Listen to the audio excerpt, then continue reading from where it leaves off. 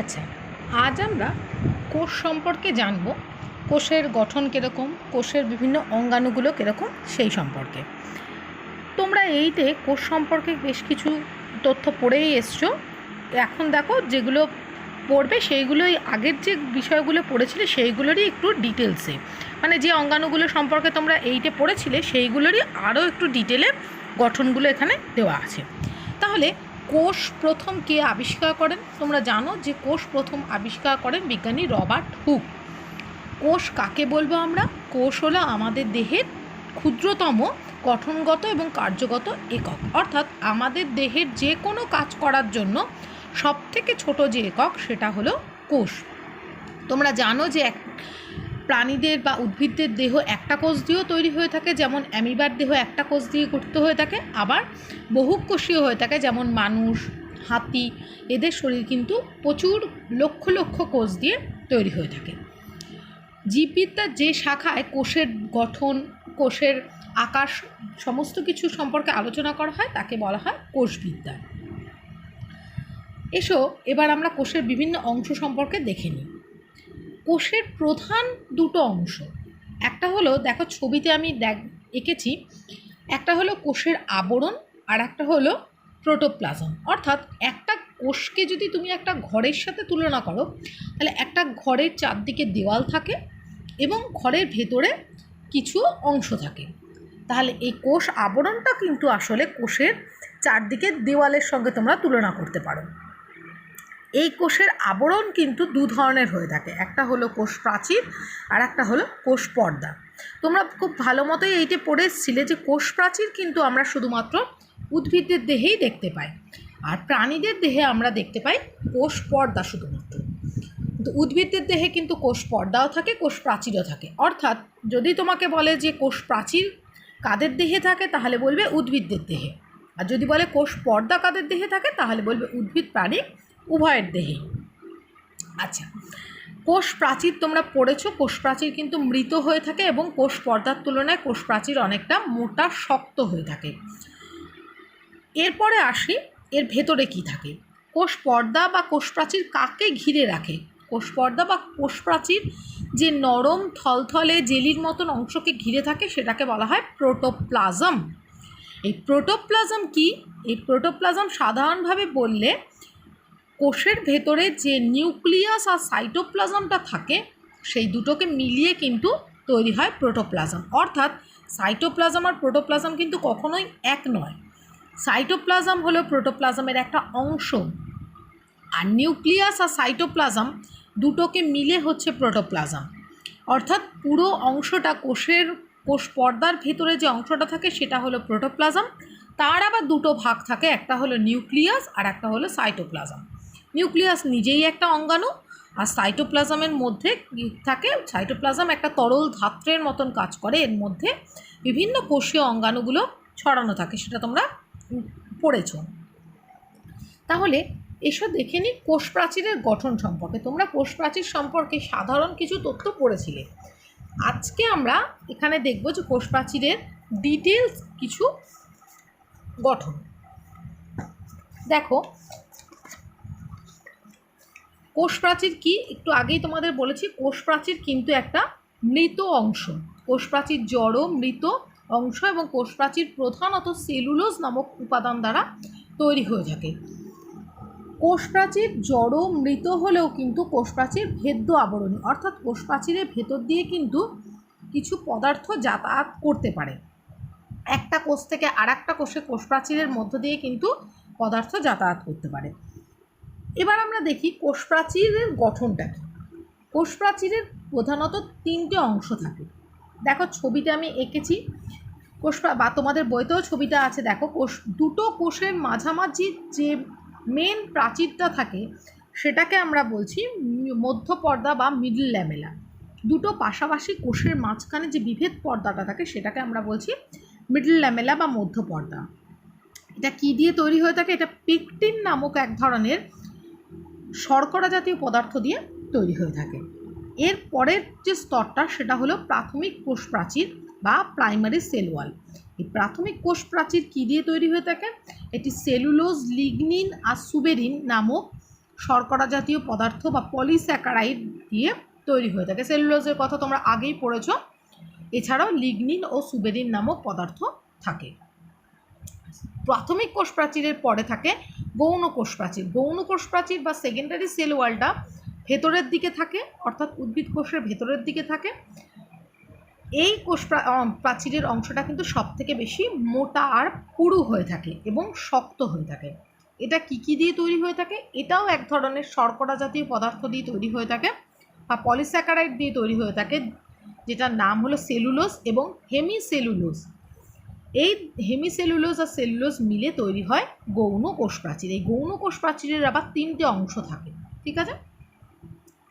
গৌণ কোষ প্রাচীরের মধ্যে কি হয়, এই সেলুলোজ হেমিসেলুলোজগুলো অনেক সময় অসমানভাবে জমার ফলে কখনো কোনো জায়গাটা চওড়া হয়ে যায়, কখনো কোনো জায়গাটা পাতলা হয়ে যায়, অর্থাৎ সবসময় কিন্তু সমানভাবে এই পদার্থগুলো জমে না। আর একটা খুব ইম্পর্ট্যান্ট অংশ আছে এখানে, দেখো ছবিটায় দেখো লক্ষ্য করে, যে কোষ প্রাচীরের মধ্যে কিছু কিছু জায়গায় ফাঁকা ফাঁকা অংশ রয়েছে।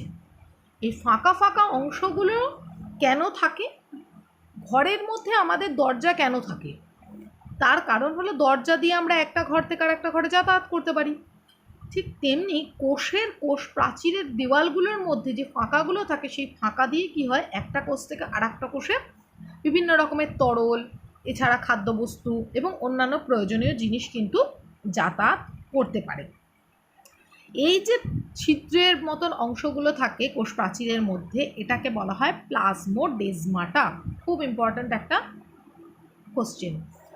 প্লাজমোডেজমাটা কাকে বলবো তাহলে আমরা? প্লাজমোডেজমাটা হলো কোষ প্রাচীরের মধ্যে যে ছিদ্রগুলো থাকে, যার মধ্য দিয়ে একটা কোষ থেকে আর একটা কোষে বিভিন্ন পদার্থ যাতায়াত করতে পারে, তাকে বলা হয়ে থাকে প্লাজমোডেজমাটা। আচ্ছা, এরপরে চলে এসো কোষ প্রাচীরের কাজে। কোষ প্রাচীরের কাজ কি? কোষ প্রাচীরের কাজ প্রথমেই তোমরা নাম থেকেই বুঝতে পারছো যে শক্ত অংশটা কি করে, ভেতরের যে নরম প্রোটোপ্লাজমটা থাকে সেটাকে রক্ষা করে, বাইরের আঘাত থেকে রক্ষা করে। এছাড়া কোষকে নির্দিষ্ট আকৃতি দেয় এবং কোষকে শক্ত করে, দৃঢ়তা প্রদান করে। এছাড়া কোষ প্রাচীর আমি একটু আগেই বলেছি ভেদ্য পর্দা, অর্থাৎ এর ভেতর দিয়ে প্লাজমোডেজমাটার মাধ্যমে কিন্তু একটা কোষ থেকে আর একটা কোষে জল এবং অন্যান্য পদার্থ, আয়ন, খাদ্যবস্তু চলাচল করতে পারে।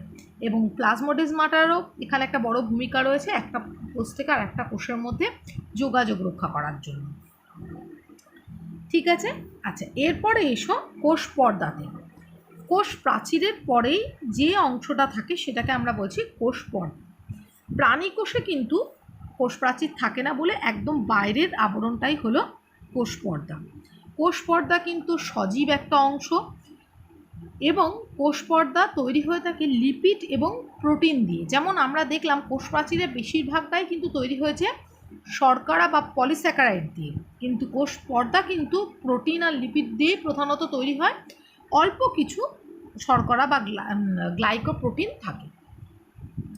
কোষ পর্দার প্রধান বৈশিষ্ট্যই হলো কোষ পর্দা কিন্তু প্রভেদক ভেদ্য পর্দা। দেখো একটা কথা আছে ওখানে, প্রভেদক ভেদ্য পর্দা, অর্থাৎ কোষ পর্দার মধ্য দিয়ে কিন্তু কোষ প্রাচীরের মধ্যে মতন সমস্ত কিছু চলাচল করতে পারে না। কোষ পর্দার মধ্য দিয়ে কিছু কিছু পদার্থই চলাচল করতে পারে, যেটা সেই কোষ পর্দাটা চায়। প্রত্যেকটা কোষ পর্দার মধ্য দিয়ে এক এক রকম জিনিস যাতায়াত করতে পারে, সেই কোষের গঠন এবং কাজ অনুযায়ী কিন্তু সেই পদার্থগুলো যাতায়াত করতে পারে। যেহেতু কোষ পর্দার মধ্য দিয়ে পার্টিকুলার কিছু কিছু বিশেষ জিনিসই যাতায়াত করতে পারে, সেই কারণে কোষ পর্দাকে প্রভেদক ভেদ্য পর্দা বলা হয়ে থাকে। আচ্ছা, কোষ পর্দার অপর নাম তোমরা এইটা পড়ে এসেছিলে, প্লাজমা পর্দা বা প্লাজমা মেমব্রেন। আচ্ছা, এবার দেখবো আমরা কোষ পর্দার গঠন।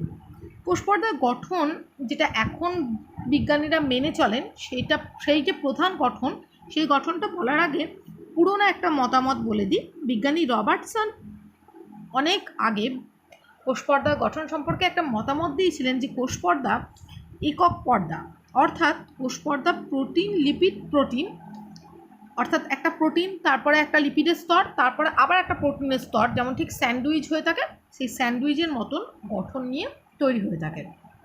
এবং এর নাম দেন উনি একক পর্দা বা PLP, protein lipid protein, PLP. এই মতামতটা কিন্তু অনেক পুরনো মতামত, বর্তমানে বিজ্ঞানীরা কিন্তু এই মতামতটা মানে না। বর্তমানের বিজ্ঞানীরা যে মতামতটা মানে, চলো সেটা নিয়ে ডিটেলে আলোচনা করা যাক। দেখো, বর্তমানে বিজ্ঞানীরা কোষপর্দার যে মডেলটা স্বীকার করে নিয়েছেন, সেই মডেলটার নাম হলো ফ্লুইড মোজাইক মডেল বা তরল মোজাইক নকশা।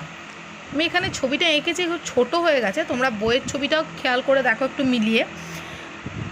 এই যে ফ্লুইড মোজাইক মডেলটা প্রথম আবিষ্কার করেছিলেন বিজ্ঞানী সিঙ্গার এবং নিকলসন। খুব ইম্পর্ট্যান্ট কোশ্চেন যে তরল মোজাইক নকশা বা ফ্লুইড মোজাইক মডেল কোন বিজ্ঞানীরা আবিষ্কার করেন, তাহলে বলবে সিঙ্গার এবং নিকলসন।